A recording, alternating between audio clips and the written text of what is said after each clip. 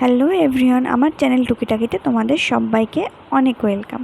তো আজকে হলো জামাই ষষ্ঠী, আর এই দেখো আমাদের জামাইও চলে এসেছে। আর এই যে মা এগিয়ে আনছিল, মানে ব্যাগে করে অনেক জিনিসপত্র এনেছে, তো সেটাই এগিয়ে নেওয়ার জন্য মা চলে গিয়েছিল। ও আসলে আমি এই বাড়িতে ছিলাম বলে ও একাই এসেছিলো।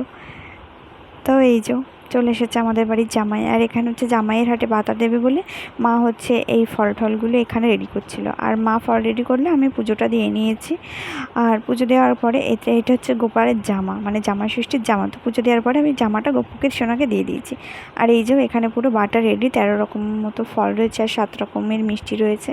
মানে বলে 13 রকমের ফল দিতে হয়, যাই হোক তাই। তো এরপরে এই যে ওই বরণ নাকি আশীর্বাদ যাই হোক কিছু একটা হবে, তো মা হচ্ছে সেটাই করছিল এখানে। মানে প্রদীপের ছাকা টাকা যেটা আর কি, যে রিচুয়ালসগুলো আছে সেগুলো করে।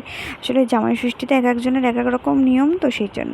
আর আমি এখানে বলে বস্ত্র দিতে হয়, সেই জন্য মায়ের জন্য শাড়ি আর বাবার একটা জামা আছে এখানে, সেটাই নিয়ে এসে ওর পাশে বসেছিলাম, মানে শুভর পাশে বসেছিলাম।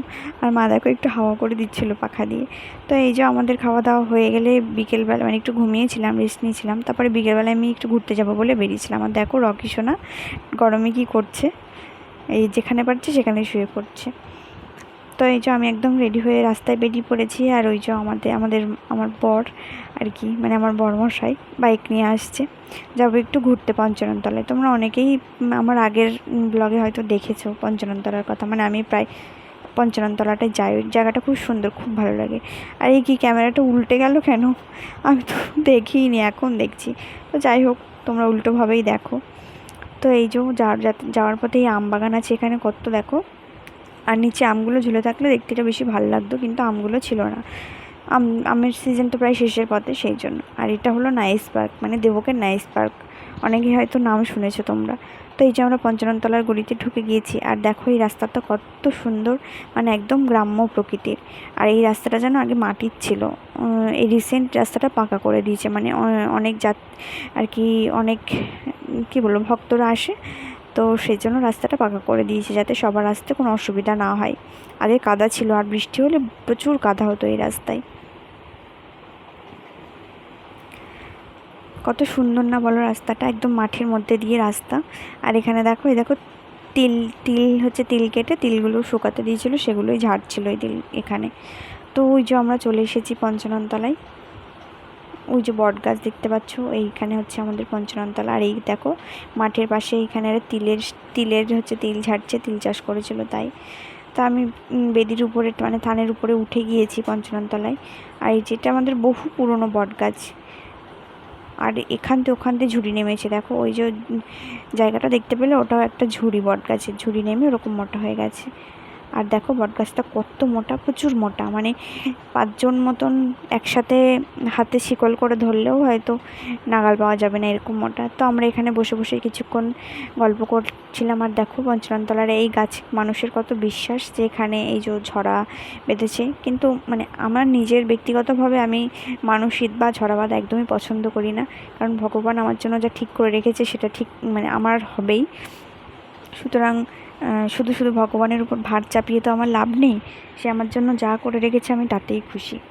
তো তারপর আমরা উঠে একটু ঘুরে টুরে দেখছিলাম। এই যে উপরটাতে যাচ্ছিলাম, উপর থেকে উপরে গেলেও তারপর নিচে দিঘি আছে, মানে ওই জায়গাটার নাম দিঘির পাড়া, মানে এখানে প্রচুর দিঘি আছে বলে একে দিঘির পাড়া বলা হয় মনে হয়, মানে এটা আমার মনের কথা, আমি জানি না। এই যে একটা দিঘি, আরও দিঘি আছে। আর উপর থেকে নিচটা ঠিক এরকম লাগছে, দেখো কত সুন্দর না। আর বট গাছে তো তোমরা জানো খুব ঠান্ডা হয়, আর ওই জায়গাটা খুব ঠান্ডা। আর দেখো গাছে খেজুর হয়েছিল কত সুন্দর, দেখেছো কত বড় বড় দিঘি।